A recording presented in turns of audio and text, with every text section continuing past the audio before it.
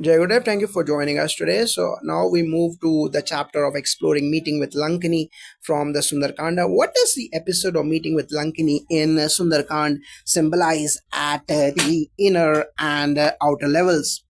Jai Gurudev, yes, this encounter symbolizes and represents the first psychological gatekeeper. Hanuman confronts in Lanka. Lankini symbolizes the ego guarded fortress of the mind. Hanuman's gentle confrontation and the firm action convey how, in sadhana, we first witness resistance, fear, and egoic identity before entering true inner realization through Sudarshan Kriya and Seva. These inner guards become visible and transform into allies. Hanuman's humility and strength reflect the integrated seeker who combines courage with grace. What's the significance of Hanuman requesting permission before entering Lanka and Lankini's initial resistance? Hanuman's request shows dharma and maryada despite being on a divine mission. He respects the order of protection. Lankini's resistance is the necessary test every seeker faces before entering sacred inner territories. Her defeat was foretold just as scriptures say. In Kali Yuga, negativity falls before the name of Rama.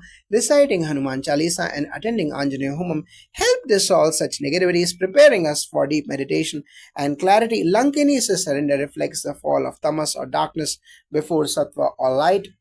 Can you describe the verse that highlights Hanuman's blow and Lankini's surrender and its inner meaning? Yes, tatastam kapishadrulam prekshyam drishta mahabalam prahasya lanka rakshanti tastho rakshasva sukmukhi. She, the guardian spirit, laughed arrogantly when Hanuman lightly struck her. She staggered and realized her time was up. Inner meaning, arrogance in the mind dissolves when met with the light of pure devotion. Practicing Padma Sadhana builds this subtle strength, calm, aware, and firm when needed. The blow is symbolic. We don't destroy ego with violence, but with awareness and firmness developed through sadhana. How does Lankini's surrender relate to the transformation possible through spiritual practices?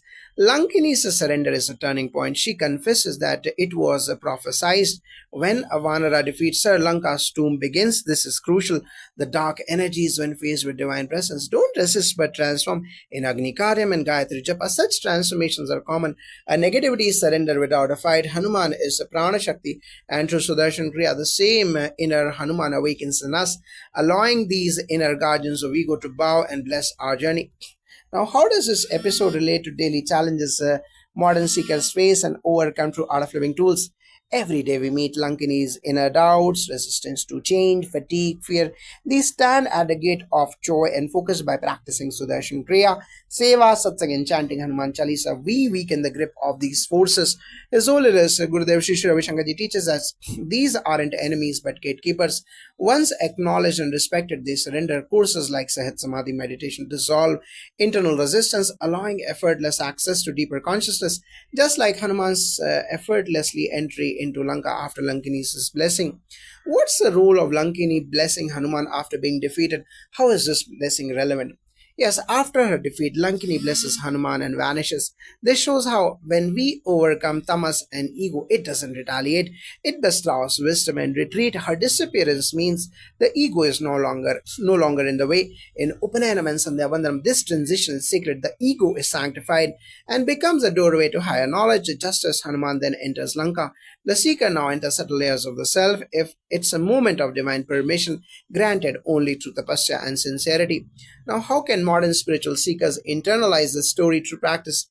Internalizing it means remembering that any resistance is a sign of nearing a breakthrough. Instead of fear, use tools, daily Sudarshan Kriya for clearing, Hanuman Chalisa for invoking courage, and Anjaneya Homam for energetic purification. Gurudev teaches when darkness seems strong, it means light is nearby. Just as Lankini gave way, our own obstacles retreat when we persist with sincerity. And Hanuman's journey is our journey from limited body to limitless spirit. This chapter is a living meditation. Jai Gurudev.